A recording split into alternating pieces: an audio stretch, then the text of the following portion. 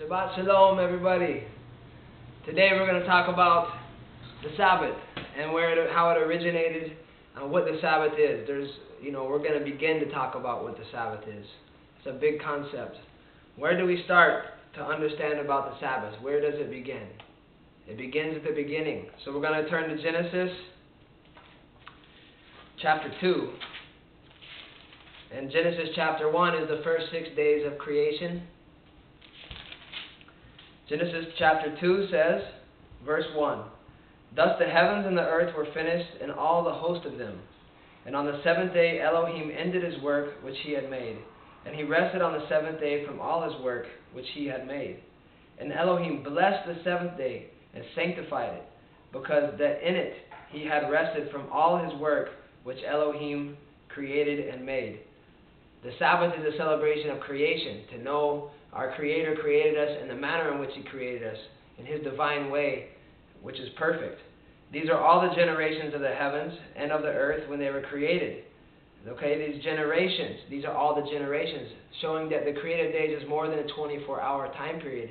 In fact, the word day in Hebrew refers to a time period. It doesn't always mean a 24-hour time period. So these are creative day, these are time periods, and they're not 24 hours. These are generations.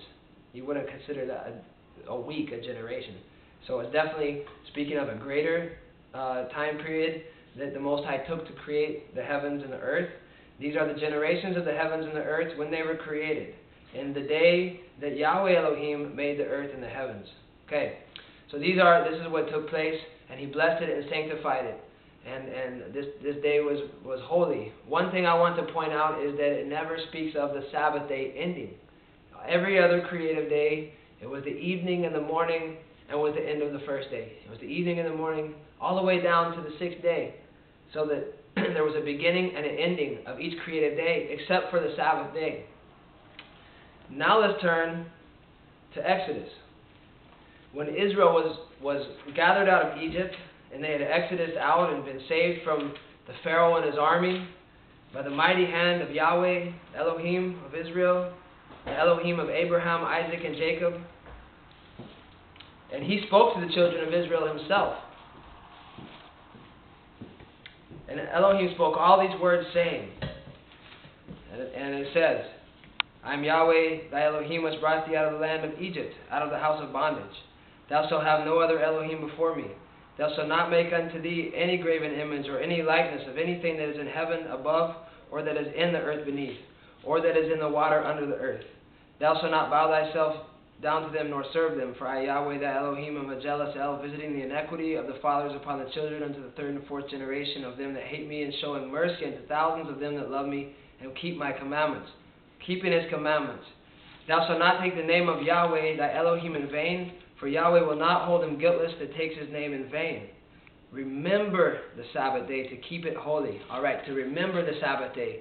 So this is referring to creation, remembering it, and in fact, the way I understand it is that we're living in the Sabbath day, the great Sabbath day, and to remember it, to remember the prophecy, to remember that the Most High created in 6 days and rested on the seventh day. And this has a greater application to the children of Israel, because they were going to be His nation, set apart from all other nations. So they must understand His creation and how it takes place. And these are prophetic utterances from the prophet Moses later on, but these are ultimately from the Almighty. Right here, this is the Most High's word. Okay? "Remember the Sabbath day to keep it holy.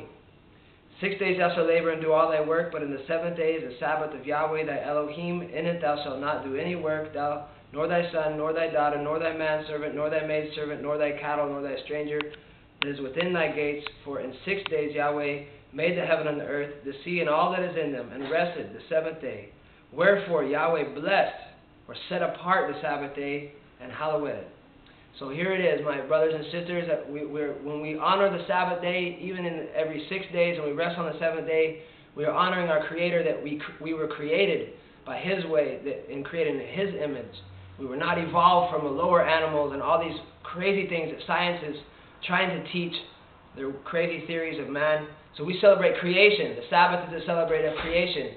And there's more to come on this subject, because we'll find out that the Messiah teaches that all these things in the Torah are shadow pictures of greater things to come.